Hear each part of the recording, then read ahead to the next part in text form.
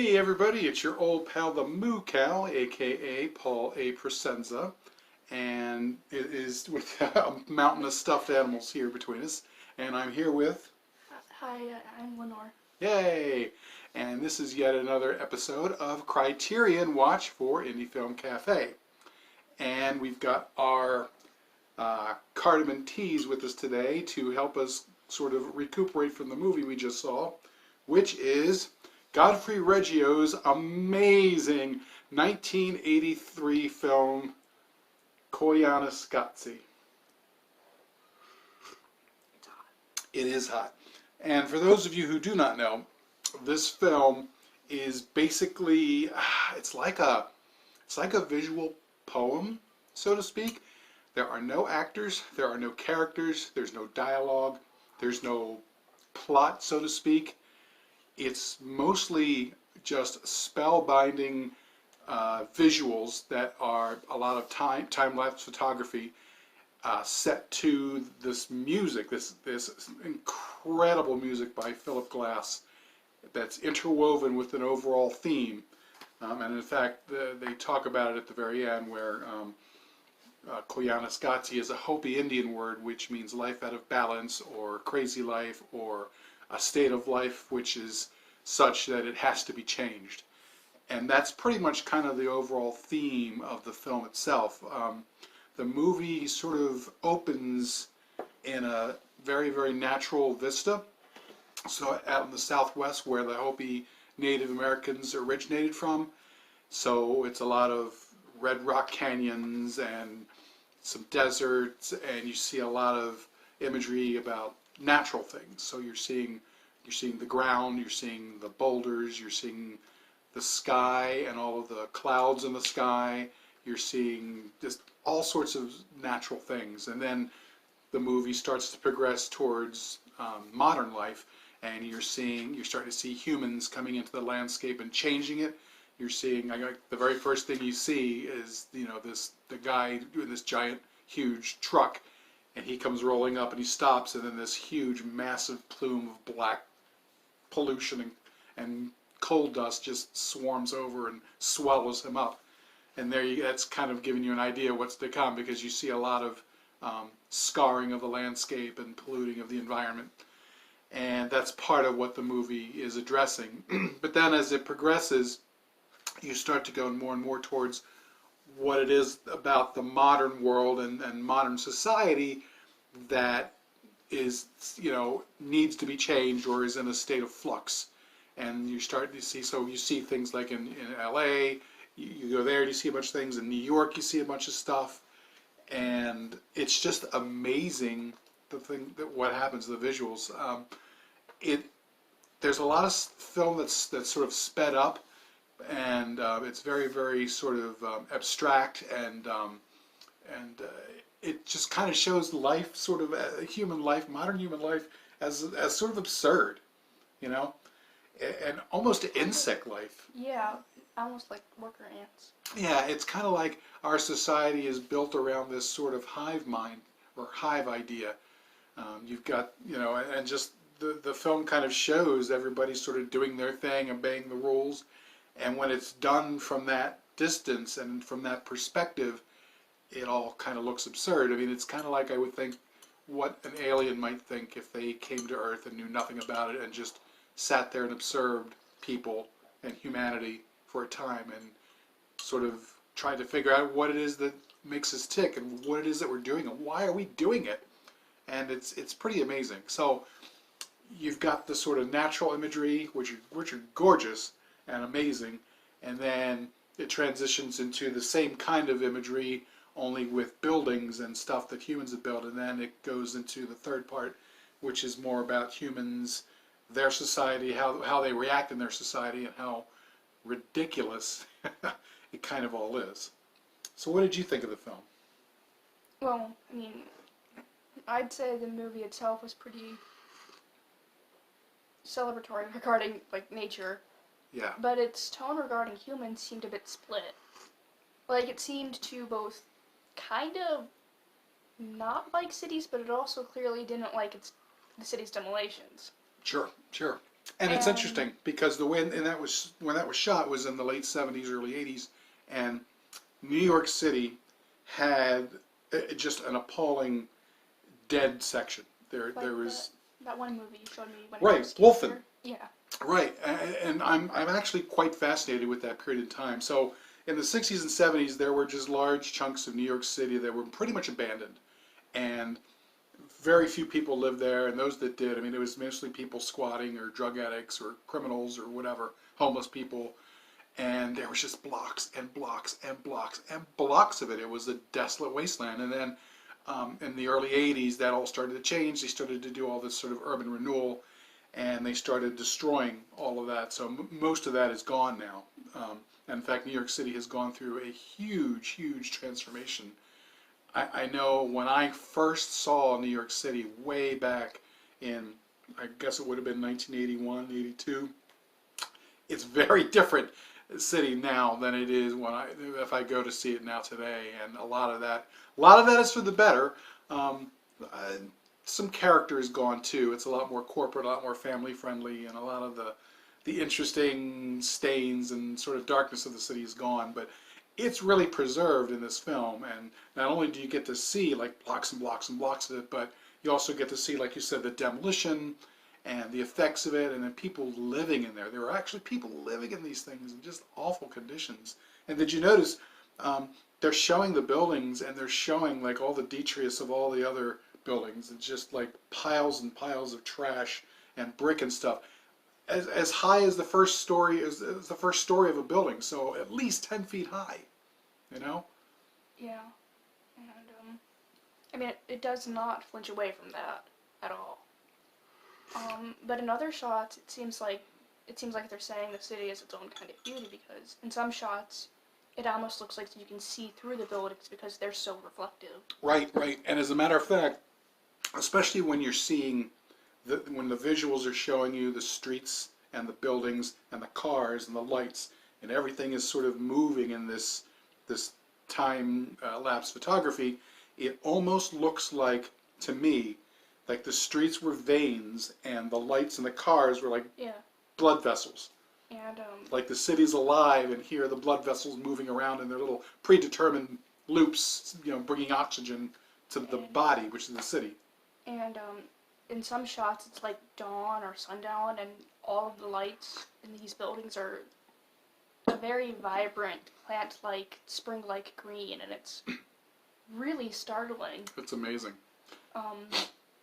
It also shows things like doctors helping people, treating patients, and they have this one shot of a doctor reaching out and holding someone's hand while they're on their bed. And that's emotionally, that kind of thing happens in the third part of the film, when it starts to slow down and you start to focus on some of the individuals, and you're only going to see them for like 15, 20 seconds, but in this kind of a film, that's an eternity, because so much of it is very, very, very quick. Again, a reflection of modern society, but when it does, there's a lot of emotional impact. The very first thing, the one that always gets me, is the very first one, when the Hopi Indian chants are going, just start, and you see the old man in the street, and he turns towards the camera, and his eyes, they're just without even the tiniest bit of hope, and it's devastating. And you see several other people like that, and then like the old person with her hand, and it's shaking, and there's blood, and you're just like, oh my God, somebody help this! It's probably some poor little old lady, you know. And it's emotionally amazing. With the shaking hand was the one the doctor held. Right, or a nurse or someone. You couldn't exactly tell, but it was just fascinating. So yeah, there's a range of emotions that go through this. It's not just, oh, isn't life absurd? You see and experience a whole range of emotions throughout this film. I think you were saying that you yourself weren't even sure how many emotions you were feeling at various points. Talk a little bit about that.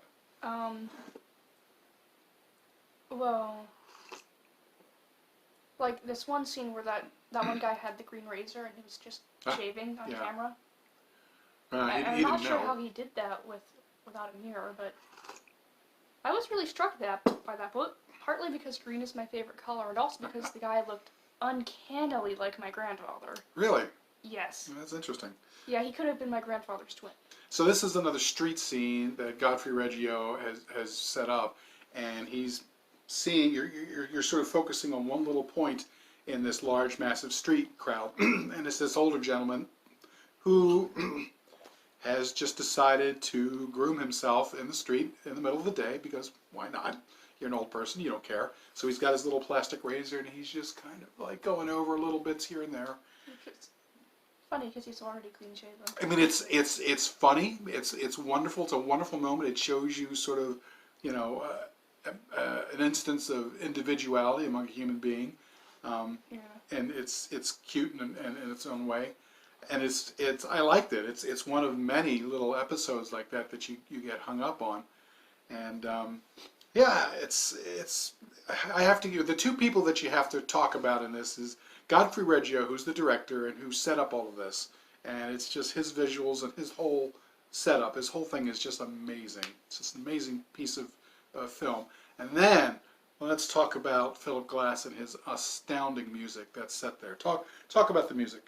The music was like its own character in this movie. Mm-hmm. It was just perfectly timed to everything, and it was very swelling in some regions and kind of depressing in others. Yeah, Philip Glass is a sort of postmodernist, minimalist composer. He tends to focus on a few different instruments and allow them to sort of carry the weight of his pieces, and sometimes they can feel a little, I don't want to say Spartan or cold, but they're very modernistic or postmodernistic, and it really fits in with the way that the film was showing and in the feelings of it. Plus, it was weaving in all of these vocals that are in apparently the Hopi Indian tongue, which is pretty cool.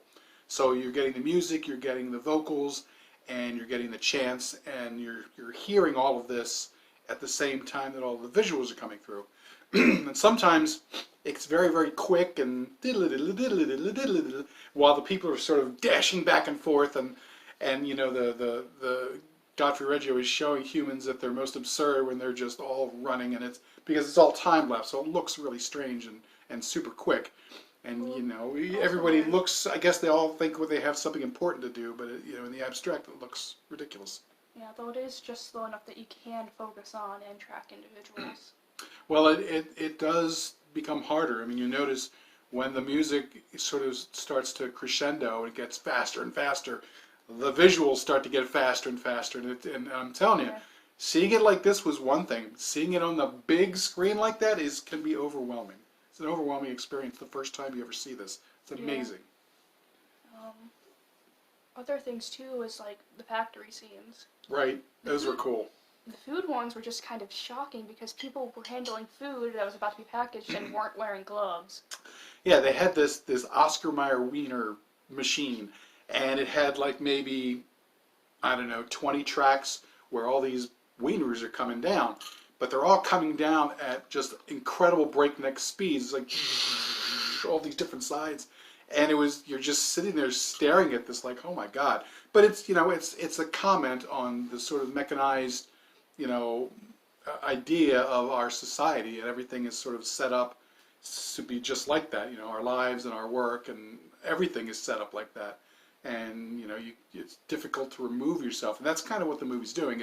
It's removing the viewer just for a little bit out of this crazy rat race machinery that we call society. And when you do that, just for a little bit, you can sort of focus and see how really ridiculous and absurd modern life is.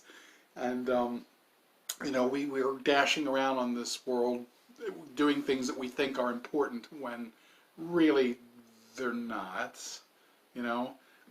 They might seem so immediately in the immediate idea, but as far as prosperity or posterity is concerned, whatever we're doing doesn't really matter, and it's kind of silly. And there's a level of hubris involved that we think that our lives are so important, and the real problem with that is that the legacy we're leaving behind while we're chasing all of these ridiculous things that we're doing is a polluted and scarred environment that will be very, very different for future generations and not nearly as good for us now or for that people enjoyed in the past, and we're responsible for that. So what did you think about that part? I have mixed feelings on it. I mean, humans behave pretty uniformly, especially in cities. But it was sort of funny to see them act a lot like insects. Right.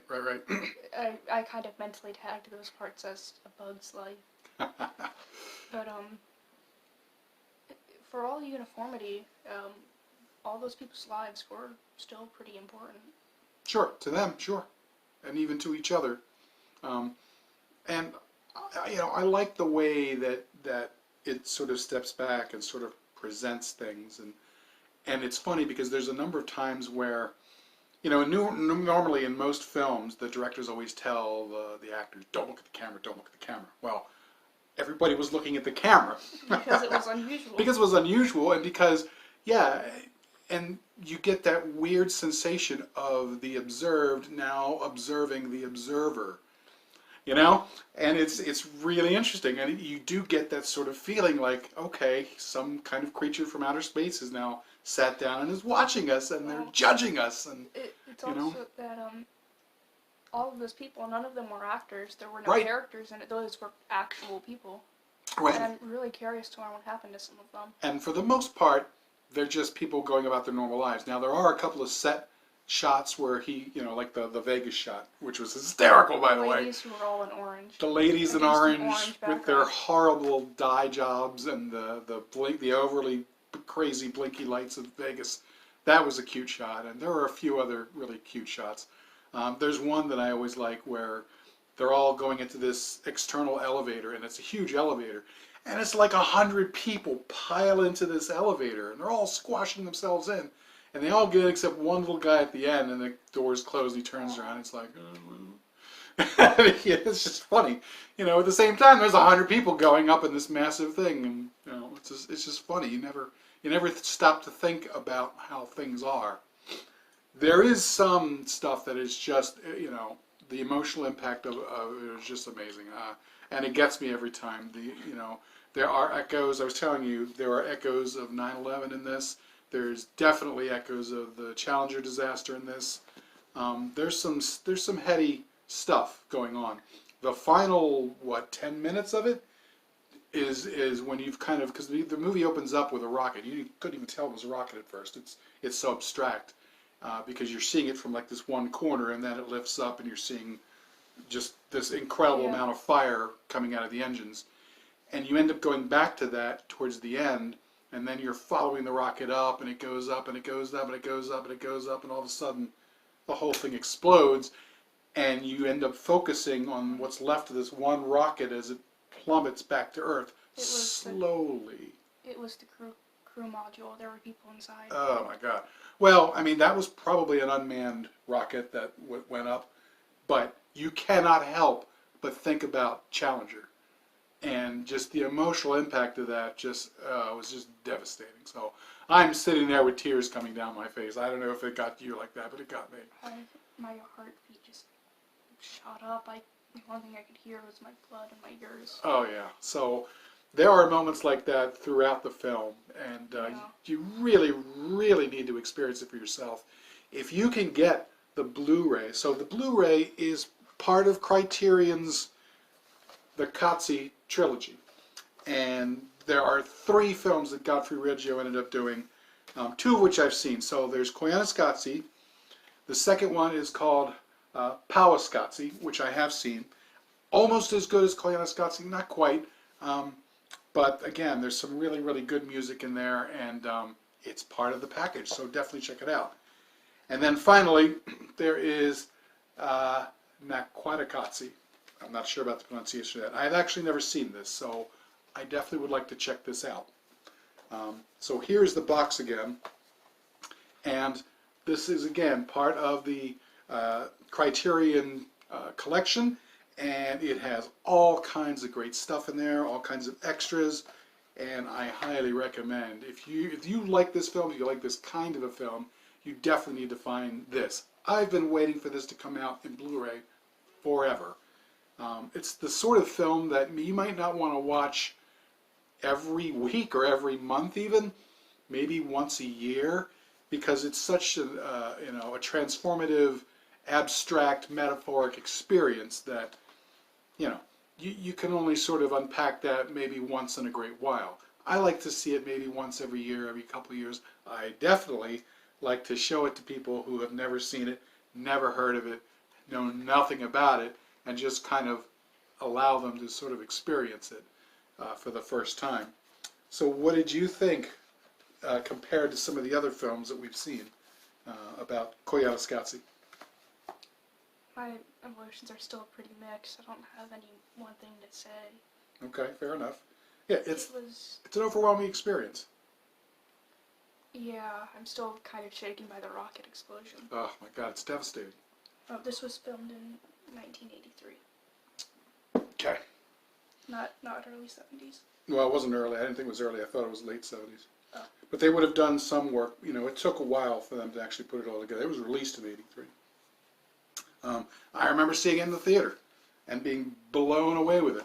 Not only did I see it then, I saw it several times in the big screen, and way back at my first crack at grad school in Philadelphia, I was lucky enough to catch it live. So what happened was Philip Glass and I think it was the Trans-Siberian Orchestra showed up and played in Philadelphia at the University of Pennsylvania, and then they showed the film, and then they played the live score right there. And it was amazing. And just to go and experience that again was just simply fantastic. So I don't know whether that sort of thing will ever be offered again. If it is, I sincerely recommend that you get there and experience it for yourself. Or if it ever comes out on a big screen, definitely check that out. It'll be worth it. But see it in the Blu-ray. In the meantime, get the Criterion version. It's pretty darn amazeballs. And at some point, if we ever jump up to the next level and do 4K, I'm hoping this, because I'm sure this is a 4K transfer. I'm sure they did that. That's one of the things that Criterion always does. So it'll be great to see it in 4K. I have to say there were some of the opening visuals were not quite as clear as I had hoped. I guess that's due to the film quality, that it was time they can only restore it so much. But it was only a few moments here and there, and it's usually the areas where you're seeing the sky, and some of it was a little on the grainy end or pixelated end.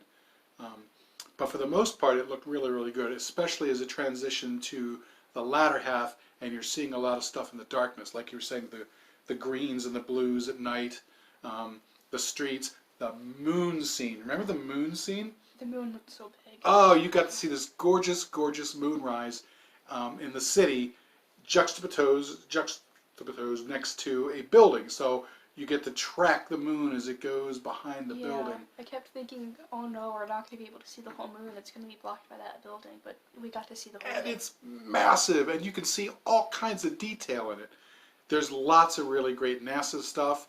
One of my favorite moments is when you pull back, oh God, I nearly threw up, and you're seeing like from a horizon to horizon bubble, and you're seeing the whole city, and it's like you're like a mile in the air, and it's like going to give you vertigo.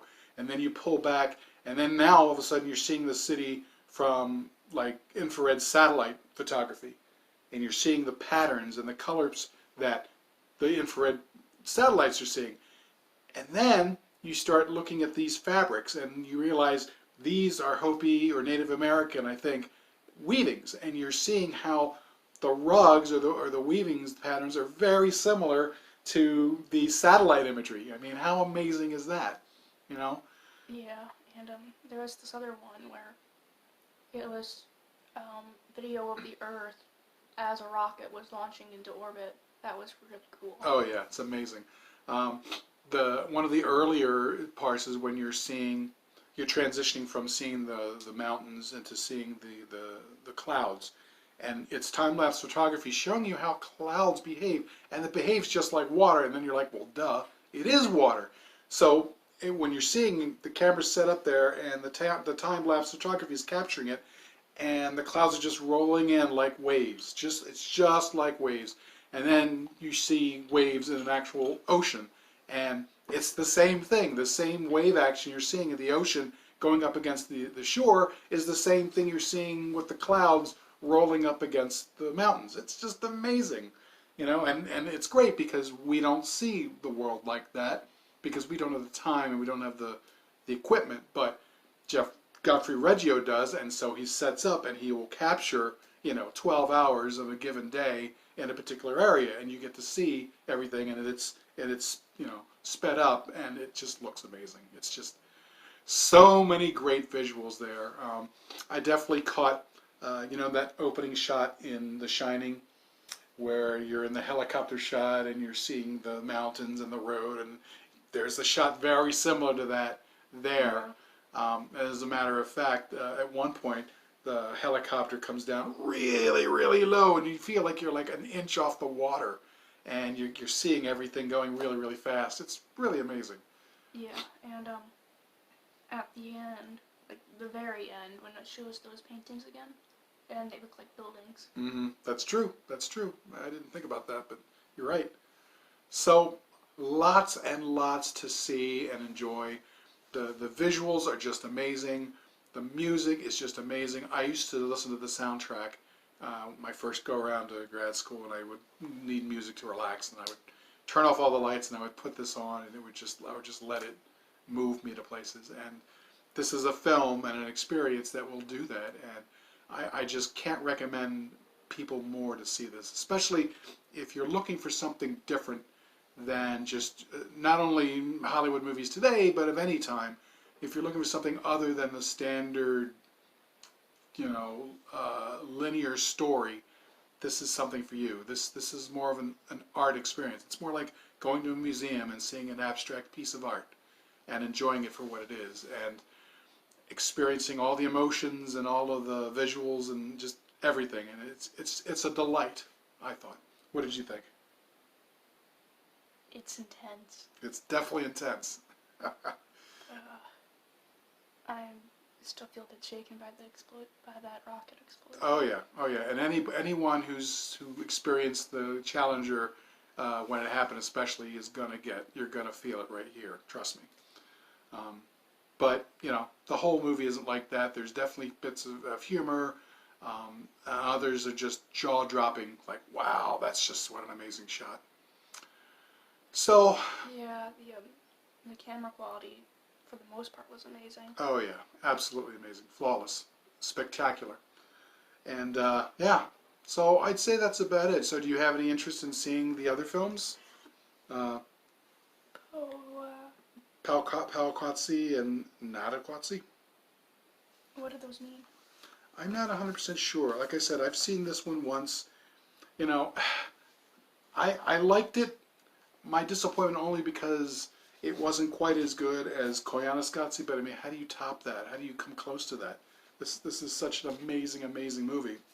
Oh, this one slows down. Yeah, and capturing it is like trying to capture lightning in a bottle. It's just not going to happen. But this is still a really good film. I have not seen this one. I have heard that the third one isn't quite as good as the others. I still want to check it out, though. Still very, very interested in seeing it. So maybe we'll pop those on at some point. Yeah. Okay. Yeah. So, what do you think? Do you have anything else about this film you want to say?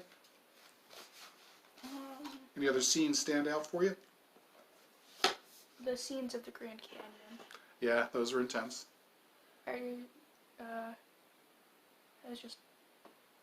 It was like, because the curves still followed the river, it was just larger at the top, narrower at the bottom. Like, you could almost see how they were carved as oceans receded and rivers narrowed over time. Right, that was pretty cool. I also liked Twinkie Cam. You know, the same thing that happened with the hot dogs, where you're seeing all of the Twinkies on the conveyor belt. Well, they put the camera on the conveyor belt with the Twinkies, and you get to go down and experience life as a Twinkie in a factory. That was pretty cool. I enjoyed that. Life as a Twinkie. Life is a Twinkie. So like I said, there's really good balance, just like the theme of the film about having life out of balance is a bad thing. This movie has balance. It's got its emotional impact, but it's also got its humor, and yeah, It's just a fabulous film. So I think that about wraps up this episode of Criterion Watch. I really recommend you guys all go out and find it if you can. Those of you who have seen it, I'm sure you enjoyed it as much as me. And we will see you next time, where we will bring you yet another very high quality Criterion Collection film. All right? So with that note, we will say good night. Hit the bunnies and the puffs. There's a lot of stuffed animals. There's a lot of stuffies. So we'll see you next time. Bye. Bye.